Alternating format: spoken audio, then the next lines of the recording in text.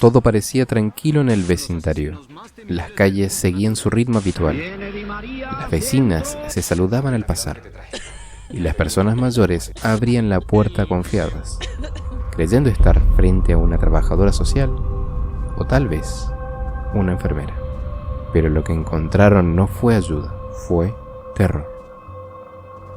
Hoy, en Secretos Criminales, el caso de Juana Barraza. Juana Barraza nació en Epozoyucán, Hidalgo, en 1957. Su infancia no solo estuvo marcada por la pobreza, sino también por una constante sensación de desamparo. Fue hija de una madre alcohólica que no solo descuidó sus necesidades básicas, sino que terminó convirtiéndose en el origen de sus mayores traumas. Según los testimonios y declaraciones posteriores, su madre la entregó a un hombre a cambio de unas cuantas cervezas. Aquel hombre no solo la retuvo, sino que abusó de ella durante años. Y de esa relación forzada nació un hijo, cuando Juana aún era una niña. Desde entonces, su vida se volvió una lucha diaria, una lucha literal y metafórica.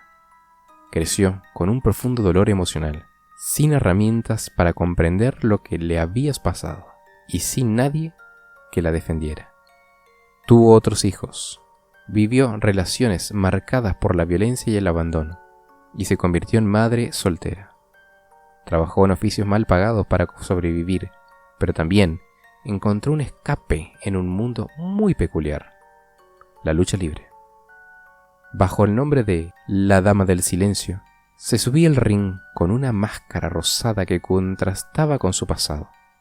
Para el público era una luchadora más, pero para ella esa máscara era una especie de refugio, un lugar donde podía canalizar toda la furia acumulada, todo el dolor no resuelto.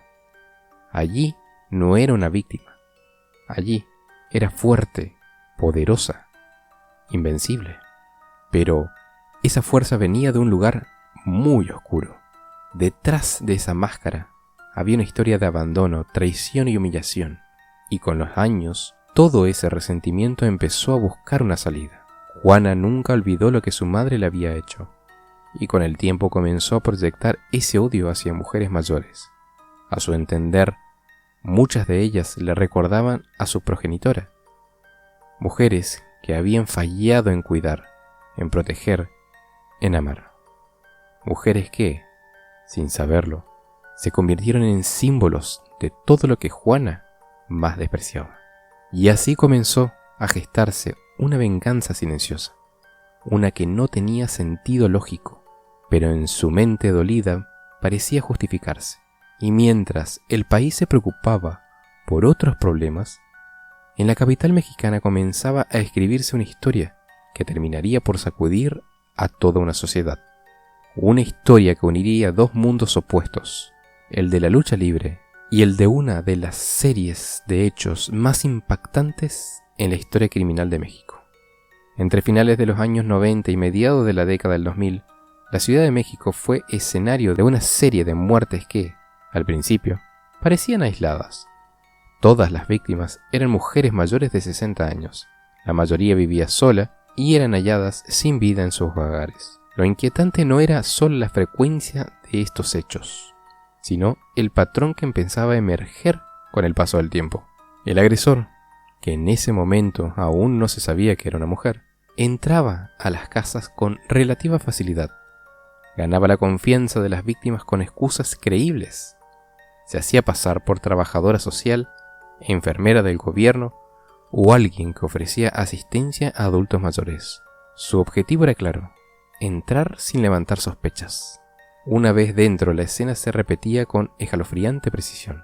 Las víctimas eran atacadas de manera directa y violenta. Muchas de ellas presentaban signos de estrangulamiento, algunas con objetos como cordones, bufandas o incluso estetoscopios. Otras fueron agredidas con elementos encontrados en sus propias casas. El responsable no actuaba al azar.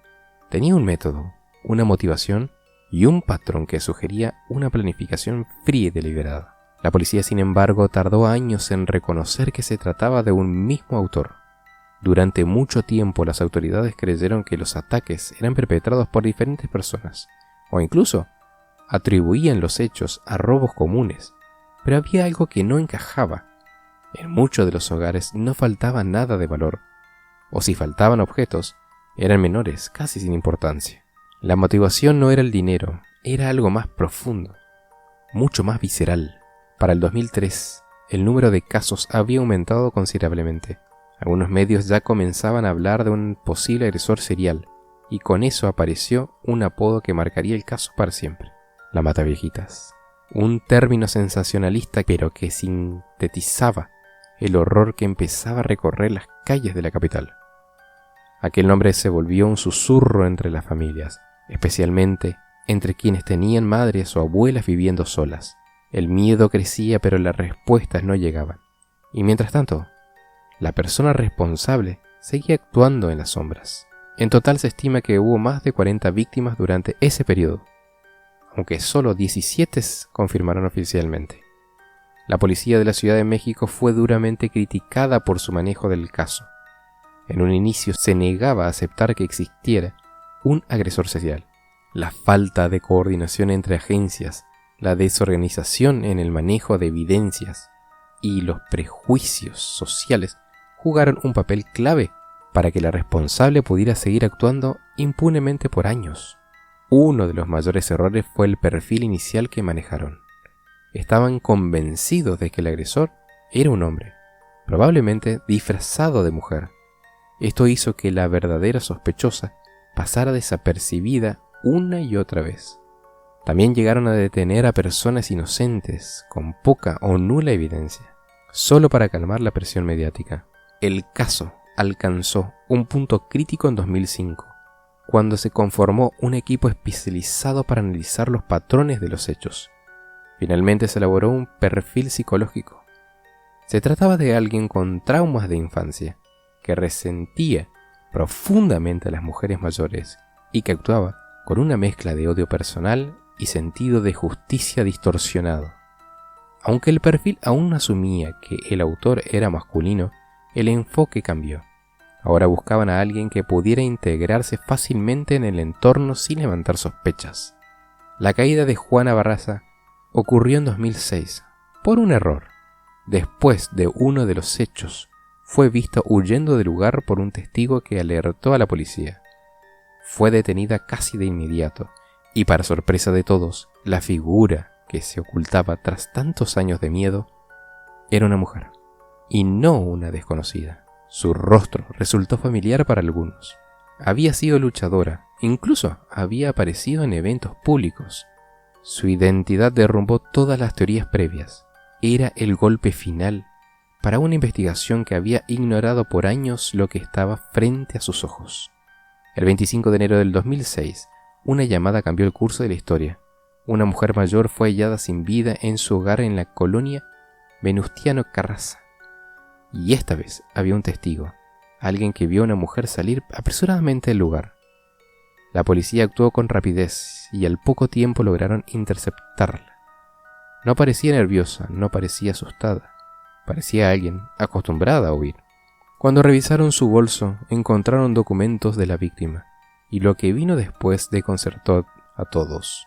No era una desconocida, era Juana Barraza, conocida por algunos como la Dama del Silencio. Ex luchadora profesional, una figura que, en algún momento, había sido admirada sobre el ring, ahora se encontraba en el centro del caso criminal más impactante de la década. El juicio fue un espectáculo mediático. Juana fue acusada de al menos 30 hechos, aunque solo se le pudo vincular directamente con 17. La evidencia física, incluyendo huellas dactilares, testimonios y objetos robados, sellaron su destino. Fue sentenciada a 759 años de prisión, una cifra simbólica, pero contundente. Durante el juicio, Juana nunca admitió todos los hechos. Sí, reconoció haber participado en algunos, pero se declaró inocente de la mayoría. Aseguraba que la habían culpado de más de lo que realmente había hecho. Sin embargo, el daño ya estaba hecho. El país, horrorizado, observaba cómo se derrumbaban estereotipos muy arraigados. La idea de que las mujeres no podían ser tan violentas o de que alguien que parecía normal no podía esconder semejante oscuridad. La Matavejita se convirtió en un símbolo no solo del horror, sino también de los errores policiales, de los prejuicios sociales y de cómo el dolor no resuelto puede transformarse en algo destructivo. Su historia es un recordatorio brutal de cómo el pasado puede moldear el futuro. Una infancia sin amor, sin protección, puede dejar cicatrices tan profundas que terminan marcando a muchas más personas que a la víctima inicial. Pero también abre una pregunta incómoda. ¿Hasta qué punto la sociedad es responsable de los monstruos que crea? Juana no nació siendo una agresora. Fue primero una niña rota, luego una joven olvidada, después una mujer invisibilizada. Y aunque nada justifica sus acciones, uno no puede evitar preguntarse, ¿habría sido diferente su historia si alguien la hubiera ayudado a tiempo? ¿Vos crees que Juana Barraza fue solo producto de su entorno o hubo algo más que la llevó por ese camino? Te leo en comentarios.